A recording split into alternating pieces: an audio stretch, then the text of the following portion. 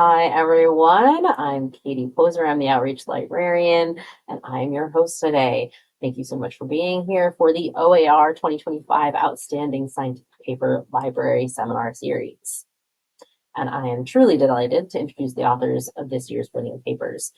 The Outstanding Scientific Paper Award is a program established by OAR to celebrate the incredible science that OAR employees and affiliates are producing. After all, the heart of any great research organization is the quality of its publications. This award is our way of celebrating authors who do just that. They produce brilliant work that advances OAR and NOAA's mission and stands up to the rigorous independent scrutiny of peer review. While these authors received formal recognition this summer, we wanted to create a more informal space for them to share their work in more detail. Today's seminar is a fantastic opportunity to hear directly from them and to dive into their research together as we see firsthand the significant impact their papers have on OAR and on NOAA as a whole. So today, our second seminar in the series is Seasonal Overturn and Stratification Changes Drive Deep Water Warming in one of research scientists at NOAA's Great Lakes Environmental Research Lab. And I'm going to hand it over to Craig to get us started. Well, thanks very much, Katie. I should say at the outset, we lost internet here about 10 minutes ago, so we scrambled to set up a hotspot, and it's possible we're going to go in and out a little bit. We'll see how we proceed here.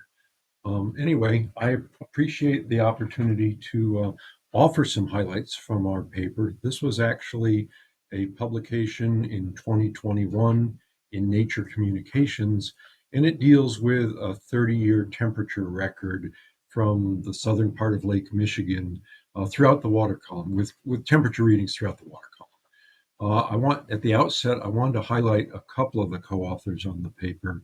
The first one being Eric Anderson, who was actually the first author. Eric is the person who had been working with these data for other purposes and recognized a lot of potential here to look at some long-term patterns. And so he pulled a team together that had different expertise and capabilities in different statistical and quantitative procedures to look at these data and see if we could figure out what stories it was telling us. The other person I want to highlight is a little ways down in the author list, and this was Mike McCormick. Mike was the person who established this thermistor string setup. Picture of him in just a short while. So I guess the first thing I want to do is step back and offer a little perspective on why NOAA's actually in the Great Lakes. And the point I want to make is that the Great Lakes are really big. I know some of the audience is probably sitting in the coastal ocean areas or maybe deep water oceanographers, and you may be thinking, well, yeah, the Great Lakes, well, they're nice. They're somewhere in the the upper Midwest, and we've heard of them. But it's hard to appreciate just how big they really are until you've been out on them in the water. We often get the question of, well, what's the largest lake in the world? And the answer to that is, it's one of those where you say, well, it depends, and it depends on what feature you consider. If you look at all inland waters, actually the Caspian Sea is probably the largest inland water body. And if you consider lakes by volume, then actually Lake Baikal in Siberia is the largest lake in the world, and it has a total volume approximately the equivalent of all five of the U.S. Great Lakes combined. But if you consider a different measure, and that is surface area, then you could say, well, Lake Superior. I'm running my cursor over it. I don't know if it shows up. Lake Superior actually has the largest surface area of any single lake. But the caveat there is if you were to consider Michigan and Huron to be a single lake, which they could be by some definitions because there is water exchange back and forth between the two of them, then the surface area of Lakes Michigan and Huron combined actually exceeds that of Lake Superior. But I'm going to offer a slightly different measure here and look at the actual coastline. The total coastline, U.S. coastline, that is, not including the Canadian coastline for the Great Lakes, is about, it's listed here as 4,530 miles. If you compare that to the Atlantic coast, Well, the total coastline there is about 2,165 miles. So the coastline of the U.S. coastline, again, of the Great Lakes exceeds that of the Atlantic coast states. If you move around to the Gulf, the total coastline there is about 1,631 square miles. So again, we're larger than that. And then moving around to the Pacific coast, the total coastline there is about 1,293. So the point here is that the coastline of the Great Lakes exceeds that of the three coastlines of the continental U.S. So the Great Lakes are really big, and it, a secondary question then that sometimes comes up is which state has the total longest coastline? And you might think, well, I'm sitting here in Michigan, so obviously I want to draw attention to Michigan.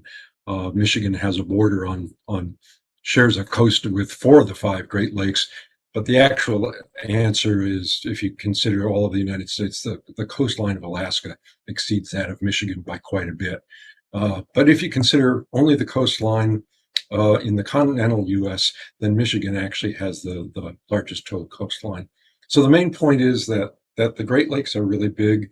They support a large economy. There's a vibrant fishery. There's a lot of drinking water intakes and major cities that are on the Great Lakes. So in the overall context of water bodies in the United States, the Great Lakes play an important part.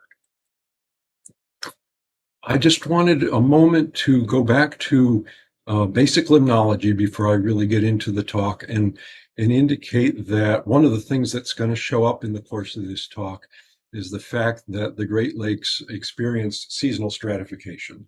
Stratification in the freshwater lakes is strictly a density dependence based on a temperature differential.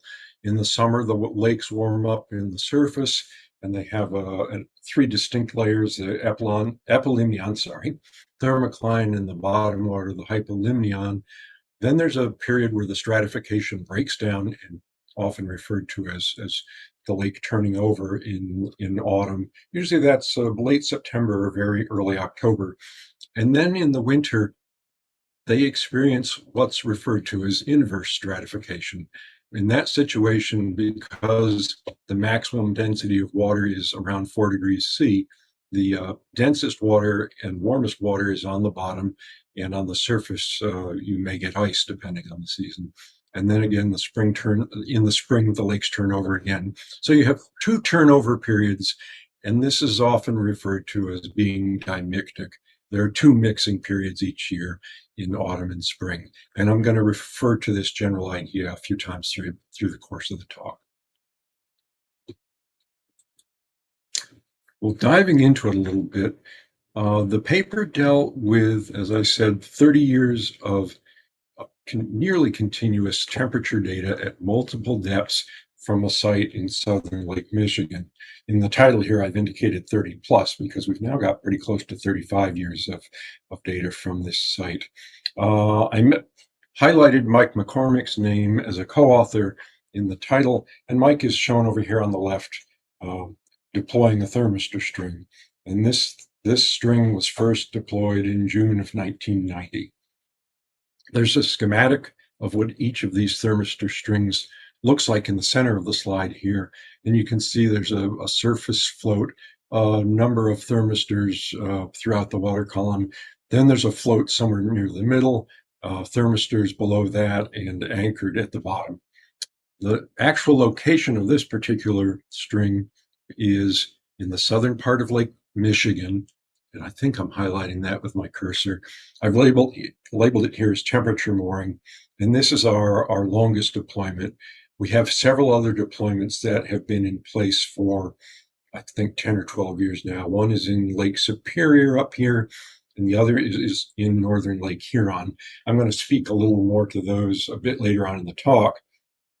The red star over here in northern Lake Michigan indicates a fairly new deployment that's been in for just about a year now. It's probably about time that we will swap it out for the first time and download all the data. And the star down here in the southern part of Lake Michigan is where we plan to have another deployment when we have all of the resources and personnel in place. And just for reference, I sit here somewhere in the vicinity of this red ellipse. Not exactly sure how close I put the ellipse to Ann Arbor, but I figured if I made it big enough, I'd probably come pretty close. This is sort of a conceptual diagram of what the deployment has looked like over time. On the left, the vertical axis rather, is the depth. The black bars are where the thermistors were located and indicate the duration of the deployment.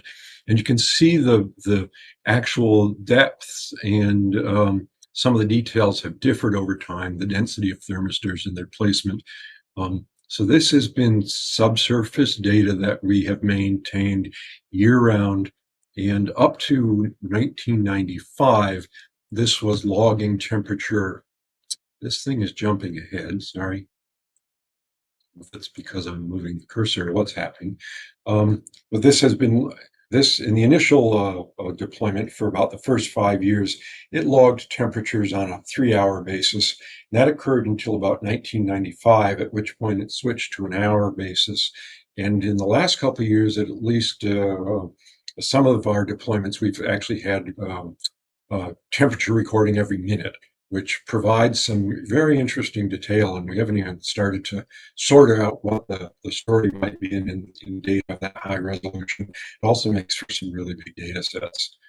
And across the bottom here, I've indicated that the instrumentation we've used has changed over time. That is the particular thermistors. You see that's evolved over time over this time period. New types of instrumentation with different capabilities and memory have become available.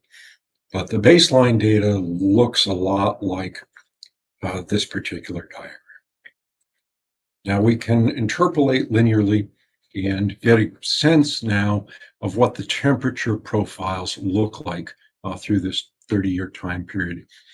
You can see there's a thermocline that forms up. There's a warm surface temperature, and that shows up in the red up at the top. You can see the depth of that thermocline varies somewhat from year to year. You can also see where there were some gaps. I'm not sure what happened in the deployment from about 1990, in the 1994 period, but we don't have any data there. The earlier data didn't go all the way to the bottom. And then there was a gap in about 2014 where the surface float failed and the surface data weren't available. That happened. We can complement these data then with a satellite derived sea surface data. And again, this is advancing, must be timed or something. Apologize for that. We can complement these data with satellite derived sea surface temperature data and get a picture of the annual changes from near surface to near bottom over this 30-year period. And I'm going to look at a couple discrete layers now. You can see the red lines, the horizontal lines across this figure, and I'm going to single those out and present a figure that shows what the temperature pattern is over this 30-year period at each one of those depths. So what I'm showing on this figure now is the surface temperature on the top. Then there are depths of 30 meters, 60 meters, 75, 110, 120, and almost all the way to the bottom at 140. And again, the gaps in the data show up in various places here. And also to note, the vertical scales differ.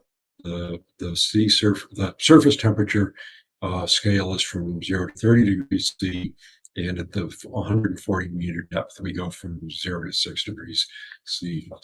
And I have to say, I've stared at this figure a lot. I think one of the main activities of my professional career has been trying to figure out what graphs of squiggly lines are telling us. But one of the things, this may not surprise you, but the surface temperature goes up in the summer and goes down in the winter.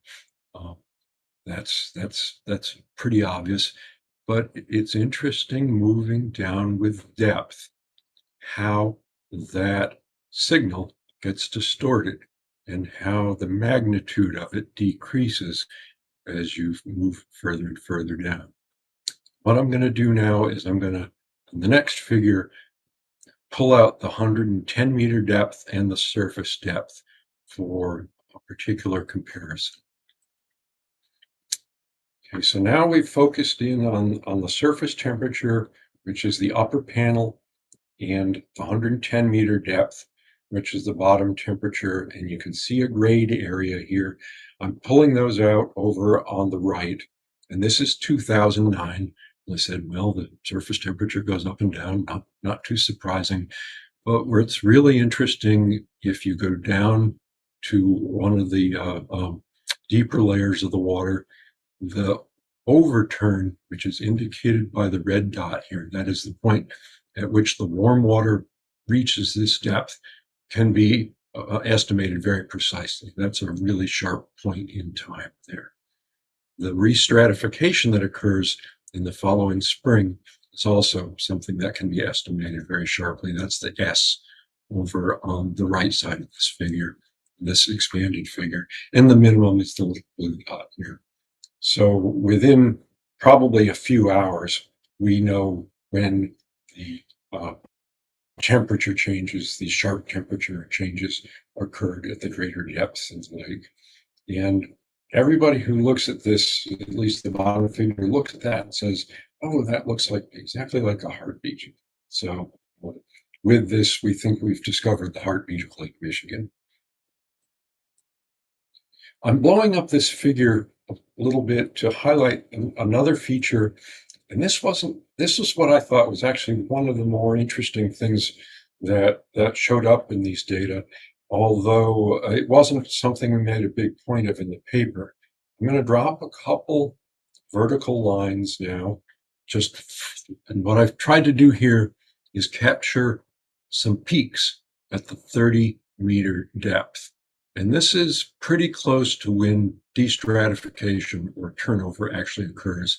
Typically, the thermocline is just above 30 meters, and we see that effect of the mixing of the warmer water down to 30 meters. That shows up pretty quickly. And if you put your attention for a moment on the surface temperature, you can see that occurs as the surface temperature is beginning to go down. And I've just offered two examples here in each of the red lines. But if you follow these down, that spiked peak, which is indicative of when the warm water actually reaches these greater depths, is not at the same time. There's quite a lag here. You can see the peak, if you're following my cursor, occurs quite a bit later than when it occurs at 30 meters. This is a difference, and it's similarly for the line over on the right. This is a difference of 4 to 6 weeks, somewhere in that range. And I thought that was actually quite something. My view, again, going back to basic limnology, was that the temperature gets cooler in the fall, and at some point the density gradient breaks down, and there's a sudden destratification, and the lake mixes surface to bottom all at once. And that may be true for smaller, very shallow lakes. But here in the southern part of Lake Michigan, where the depth is around 145, 150 meters, this actually takes weeks for this warm water to propagate all the way down to the bottom. So the mixing period is quite extended. Now, we looked at these data a whole bunch of different ways, trying to pick out some of the main signals we were seeing. We were looking for changes over time. Of course, the default thing to do there is to use a linear regression. We used a send slope estimator, which is a common, again, basically linear, non-parametric approach to look at trends over time. We used a technique known as the seasonal trend decomposition using low S, which is a nonlinear approach, and it breaks the data out into three components: underlying long-term trend, a seasonal trend, and then the residuals. And then we used some hybrid approaches that really combined elements of all three of these different things. And that shows up in the figure to the left. What's shown here are the same set of depths we looked at before, of surface in 30 meters and down to 140, moving down, looking at the vertical column of A through G. And then what you see is the seasonal signal across the top: January, February, March, April, and so on. Not surprisingly, again, you can see near the surface, the water gets warmer in June, July, and August, and then begins to drop. What may be a little hard to pick out in that signal is we've run a couple different lines through there to try and capture the seasonal signal in each of those months. And just one thing I'll highlight while we're still on that figure is, for the most part, you see a positive signal over time, but there are a couple noted exceptions. And if we move over to the right then and look at the heat map, some of these show up in interesting ways. Again, this is a heat map indicating the months of the year across the bottom, the depths on the vertical column. Red is areas where there was an apparent warming over this period. Blue are areas where there was an apparent cooling, and the dots are an indication of the strength of the signal to noise ratio for each of these segments. The white dot indicates a very strong signal to noise ratio. And you can see throughout most of the water column, most of the year, these areas are largely red and with a fairly pronounced signal indicating we see warming. If you look at the very bottom 140 meter depth, it kind of goes back and forth, but none of the signals were particularly strong. If you look over to the right now at, say, 30 meters and then down to 60 and 75 meters, you actually see a signal that suggests there was a pretty pronounced cooling that occurred in that part of the water column. Now, that might seem a little surprising, but what's happening here is that the seasonal destratification in the fall is delayed over the period of record that these thermistors have been in place. And what shows up as a cooling is actually the failure of warm water to mix down to these depths at a time when it used to. So if we were to have just inadvertently stuck a thermistor at say 30 meters in September over this 30-year period of time, we could say, well, the water's getting cooler. But in fact, what we're seeing is a secondary effect of the fact that stratification is delayed from what it used to be early in the time series. We've also pulled some of these out and estimated, again with a number of different approaches, the warming rate. And what shows up in the top left is the surface temperature data, and it's warming at an estimated rate of about 0.4 degrees C per decade. We go down to the 110 meter depth on the upper right. It's also warming, but at a much lower rate, about 0.05 degrees C per decade, pretty close to an order of magnitude lower than the surface water. If we go down to the table now, this just gives an indication of the different values we get using different techniques. Again, we used a linear regression. We looked at the temperature trends at a number of different depths. We use the sense slope estimator, and it gives fairly similar numbers, even though it's based on a different set of assumptions. And we use the seasonal trend decomposition, or STL approach. And this shows, again, fairly comparable numbers, at least within the associated credible intervals. We compared these to numbers that were presented in the paper in 2019 in BAMS, the State of the Climate. And you can see ocean temperatures were estimated in this paper to be increasing at about 0.12 degrees C per decade, air temperature about 0.25 degrees C per decade, and lakes overall about 0.21. So these numbers are in the same general vicinity of what has been estimated and presented in literature more generally. There's a bunch of other details in the paper and graphs showing very different associations. But I think these were the highlights that I wanted to mention here. So to summarize, we think we have the longest continuous high frequency lake temperature data set in the world. We've scoured the literature, and there are maybe others with, that go through this period of record, but they monitor once or twice a year, or the same time of year with a CTD cast or something. So we think this is a very high quality data set that is unmatched to anywhere else in any other lake in the world. The high temporal resolution pinpoints events. We can tell within probably a couple of hours when, for instance, the warm water from the surface mixing reached a depth of 110 meters, and also when stratification set in.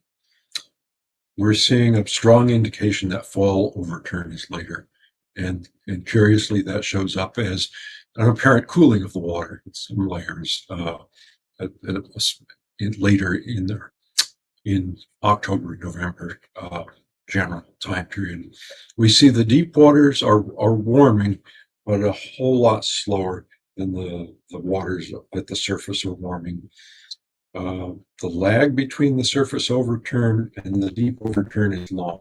Again, we didn't speak to this a lot in the paper, but I found it one of the more interesting aspects of what these data were revealing to us. We speculated in the paper that we may be seeing a shift from a dimictic to a warm monomictic system. That is, that at least at this particular location in Lake Michigan, there's an indication that we're going from a system that mixes twice a year to one that mixes, a system that mixes twice a year and also stratifies twice a year. We see this inverse stratification in the winter, to one that doesn't experience inverse stratification in the winter and only mixes once a year for an extended period of time. And of course, the implications for water quality, productivity, the fishery, biodiversity, and all of that sort of thing, if this were to occur, are all something for further exploration. I'm going to revisit that idea in just a minute here. The other thing that we see is we see what looks to us to be a pretty similar pattern to an EKG. We think we've uncovered the heartbeat of Lake Michigan. Now, my medical training ended with first aid merit badge quite some time ago. And I don't know if there are any trained cardiologists in the group. They may look at this and say, that doesn't look like a heartbeat at all. But at least from the perspective of a whole lot of limnologists who looked at these data, we stepped back and said, wow, that looks just like a heartbeat. So we're going to stick with that claim. Now, postscript. This is actually some information from a more recently published paper. It was published early this year, late last year, in the Journal of Great Lakes Research. I indicated in what I just said that we speculated with these data that maybe Lake Michigan is switching from a state where it mixes twice a year to a state where it's only going to mix once a year. Well, we looked at some other data from similar moorings with a colleague who was up at the University of Minnesota Duluth and found some interesting patterns. The top row are thermistor string stations of our colleagues. This is not our Lake Superior thermistor string, but data from one of his thermistor strings. And the columns are what that winter stratification looks like during a cold and average in a warm winter.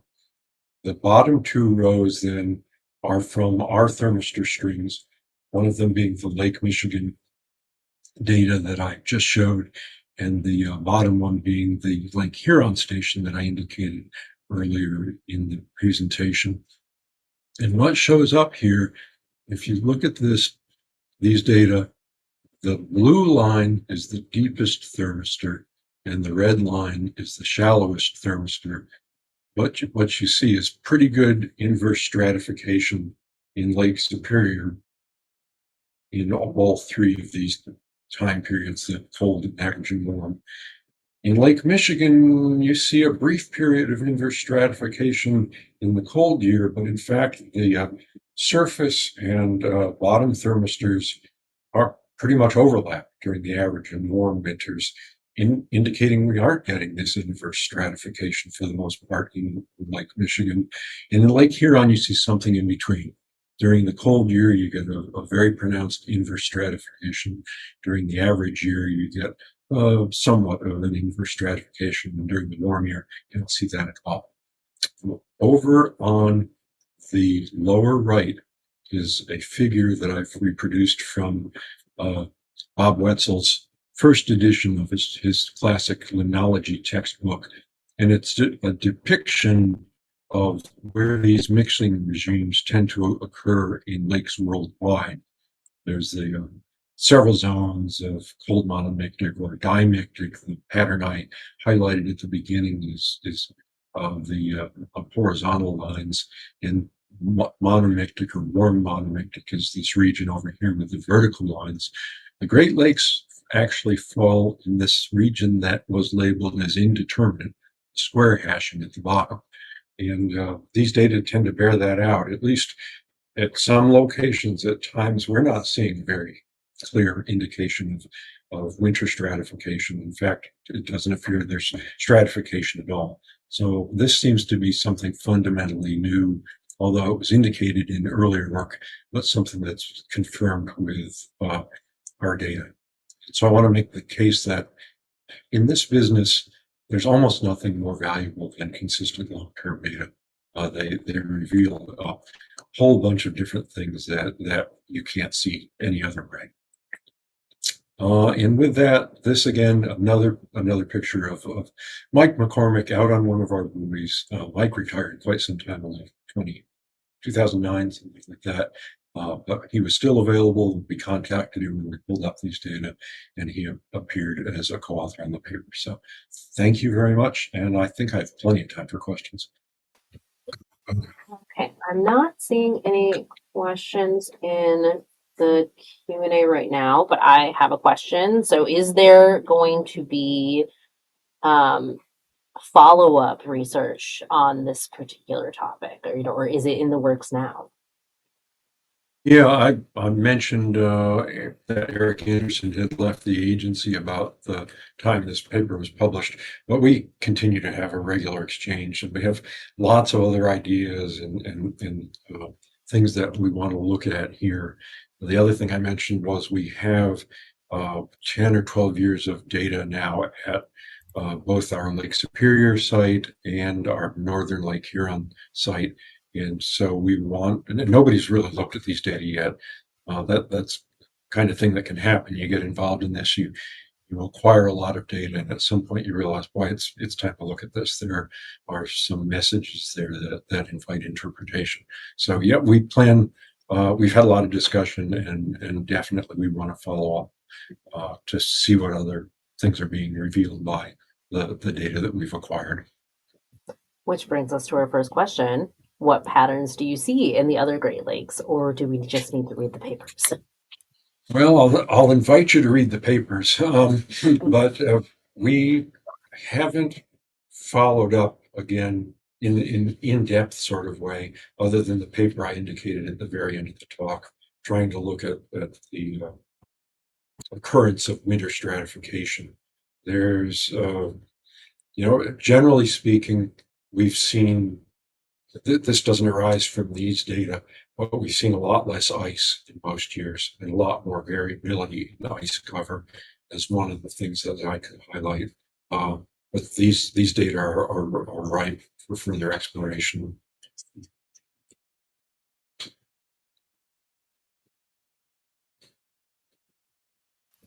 Okay, let's see what our next question is. Okay, does the magnitude of the lag depend on the horizontal size of the lake? For example, would a small lake with little lateral impingement mix more instantaneously? Is there any modeling or theoretical guidance to understand the lake? Yeah, the answer is probably, but and I'm not a theoretical limnologist. We have a few around, but I haven't looked at this issue from that particular perspective. It just seems like that would make sense. That in fact we perhaps see very little lag. Consider, for instance, if the lake was only 10 meters deep, that would seem like it would be very quickly. I haven't looked at data, and what seems to make good common sense isn't borne out. So If I understood the correction correctly, I'm sitting in Craig's office, by the way, as this is Steve, but experience says that if I understood the question correctly, like the lakes with like the long and narrow, like Lake Ontario, Lake Michigan, do tend to stay have open water in the center for a longer period. If I understood what was being asked. Yeah, I believe that that about gets to it, Steve. And they're deep. Okay. Energy. Okay, let's see. I'm not seeing any other questions, but we'll give folks a few seconds to type it out. Um, anything you didn't say in the presentation that you wanna get off now while people are still typing their questions? I think there's more in the paper than I presented. Some of them are a little bit detailed, so I tried to offer them the highlights here. But if I'd invite anybody to give it a look, and if questions come up on any of the other details. I think, though, I would add, and I know Craig touched on this a little bit, but what a lot of people don't, I think, get is that here we are in the sort of the middle of the country, and there is commerce happening through the winter. So the Coast Guard has a number of icebreakers that they use to keep the lakes open, keep the shipping channels open through the winters. Not as much traffic, but there's enough that the Coast Guard is breaking ice, and so there's on our part and on our Cooperative Institute's part, there's an effort to model, that ice cover, be able to forecast that ice cover, and so studies like this are a way to kind of begin to uh, get at what is happening that might cause ice to form and cause the Coast Guard to continue ice breaking operations, or to make sure that they're in the right place at the right time and things like that. But also over the long term, watching the lakes temperatures increase and the ice cover season reduce, help them make decisions about how to staff icebreakers in the Great Lakes. The other thing it does is that this has an impact on the ecosystem, as Craig pointed out, and so temperature is important for making decisions about that managers use for making decisions about fish and fish stocking and things like that.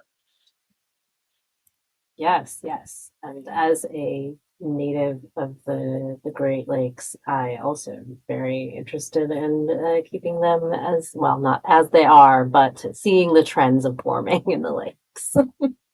It's very interesting.